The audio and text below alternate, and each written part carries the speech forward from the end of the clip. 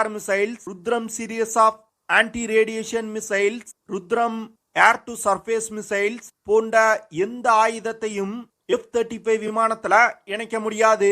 இது இந்தியாவின் உள்நாட்டு ஆயுத தயாரிப்புக்கு ஒரு மிகப்பெரிய பின்னடைவை ஏற்படுத்தும். அது மட்டும் இல்லாம அமெரிக்கா இந்தியாவுக்கு F-35 விமானங்களை விற்பனை செஞ்சாலும் அந்த விமானம் எங்க டிப்ளாய் செய்யப்பட்டிருக்கு, அது என்ன மாதிரியான ஆபரேஷன்கள்ல ஈடுபட்டு வந்துகிட்டு இருக்கு அப்படிங்கிற விஷயங்களை இந்தியா அமெரிக்காவுக்கு தெரிவிக்கணும். அது மட்டும் இல்லாம அமெரிக்காவிடம் F-35 விமானத்தோட கில் சுவிட்ச் இருப்பதா சொல்லப்படுது.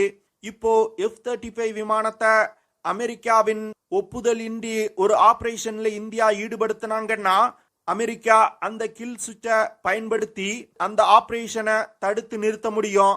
இது இந்தியாவுடைய ஸ்ட்ராட்டஜிக் அட்டானமிக்கு ஒரு மிகப்பெரிய பாதிப்பை ஏற்படுத்தும்.